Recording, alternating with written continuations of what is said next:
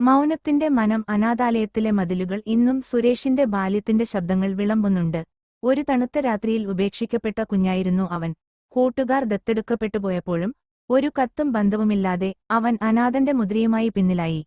വർഷങ്ങൾക്കിപ്പുറം 50 വയസ്സുള്ള സുരേഷ് ഒരു ചെറുഫ്ലാറ്റിൽ ഏകാന്ത ജീവിതം നയിക്കുന്നു. അവന്റെ കൂട്ടായി ചുമരുകളിൽ തട്ടി മടങ്ങിയെത്തുന്ന സ്വന്തം ശബ്ദം മാത്രം. അനാഥാലയത്തിലെ പഴയ ഗ്രൂപ്പ് ഫോട്ടോയാണ് അവന്റെ കുടുംബം. ഒരു ദിവസം സൗഭാഗ്യനിലയം അനാഥാലയം അടച്ചുപൂട്ടുന്നു എന്ന വാർത്ത അവൻ പത്രത്തിൽ കണ്ടു. അത് അവന്റെ മനസ്സിനെ ഇളക്കിമറിച്ചു. അന്ന് രാത്രി മഴയിലൂടെ പഴയ സ്ഥലത്തെത്തിയപ്പോൾ മതിലുകൾ തകർന്നിരുന്നു, ഗേറ്റുകൾ ഉടഞ്ഞിരുന്നു. പക്ഷേ അവിടെയുണ്ടായിരുന്നു സാറാമ്മച്ചേച്ചി, അവരുടെ മെട്രൺ, വാർദ്ധക്യത്തിലും വാത്സല്യം നിറഞ്ഞ മുഖവുമായി. അവൾ അവനെ കണ്ടപ്പോൾ ചിരിച്ചു. "നീ വന്നല്ലോ മകനെ. എല്ലാവരും പോയി. ഞാൻ കാത്തിരുന്നത് നിന്നെയായിരുന്നു." ആ വാക്കുകൾ കേട്ട് സുരേഷ് അവളുടെ കൈകളിൽ പിടിച്ച് കരഞ്ഞു. അത് അവന് ലഭിച്ച ആദ്യത്തെ അമ്മയുടെ സ്പർശമായിരുന്നു. അന്ന് രാത്രി പഴയ മുറിയിൽ മഴയുടെ താരാട്ടിൽ ഉറങ്ങുമ്പോൾ അവൻ പുഞ്ചിരിച്ചു. ജീവിതത്തിൽ ആദ്യമായി താൻ അനാഥനല്ലെന്ന ബോധം അവനെ തേടിയെത്തിയിരുന്നു.